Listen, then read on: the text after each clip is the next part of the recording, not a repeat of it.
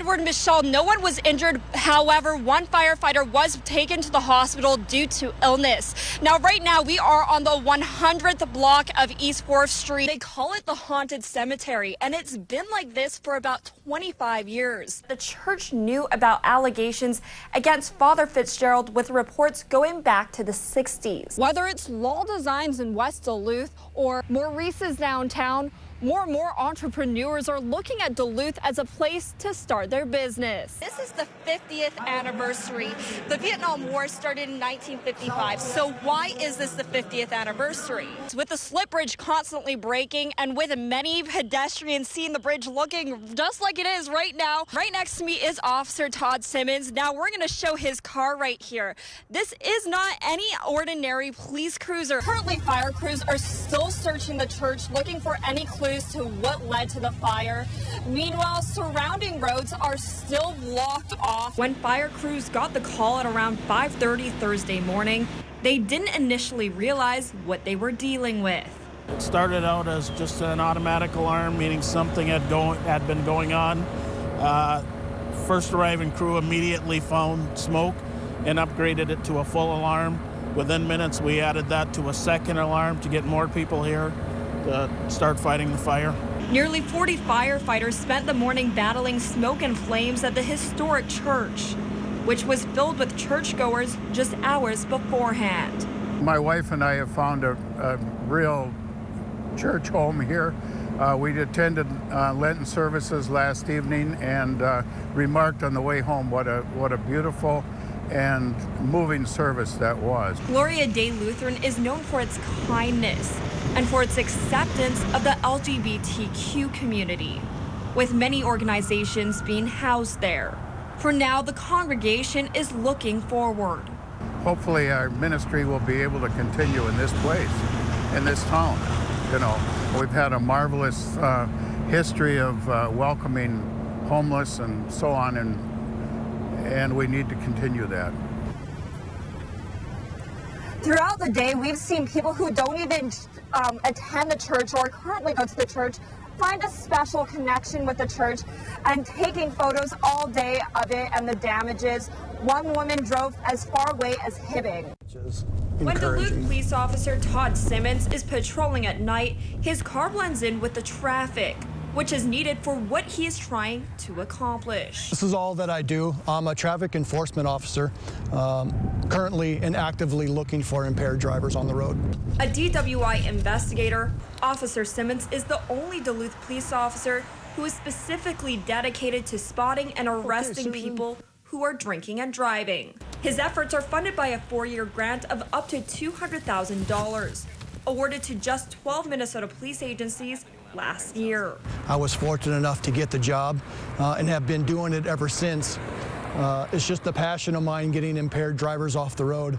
In 2015, Duluth police gave out just under 360 DWIs. Any alcohol tonight? Not even a drop. Good. Not even a drop. I'll try to find that. I'll just do some checking back here, okay? But since Officer Simmons became a DWI investigator last June, he alone has made 119 DWI arrests.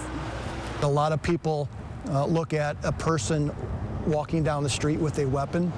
I'm removing 1,000-pound weapons from dangerous people off the streets every night. Specifically looking for people who are drinking and driving, so roads become less dangerous. In Duluth, Mackenzie Scott, KBJR 6. It was just 2 months ago that the Downstream Business Coalition took a stance against the Polymet copper-nickel mine. We believe this type of mine in one of the world's great freshwater resources is too great a risk. Many on the Iron Range, including one Gilbert business owner, disagree. Polymet is going to build a mine. We want them to build it here. We need it. We need it badly here. Many Iron Rangers are now boycotting businesses that are listed as part of the coalition, including Bent Paddle Brewery, headquartered in Duluth. A significant percentage of Iron Range bars, liquor stores, and restaurants have removed all Bent Paddle products, including Vi's Pizza and TNT Bar in Biwabik.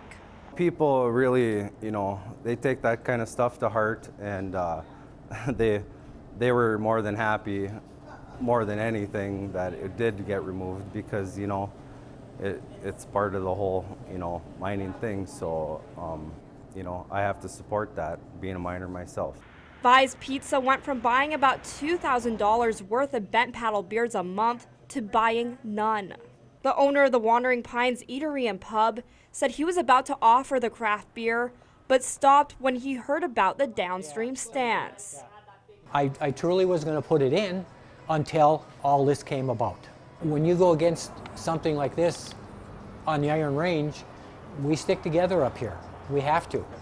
And when they go against something like this, they're going to do nothing but lose.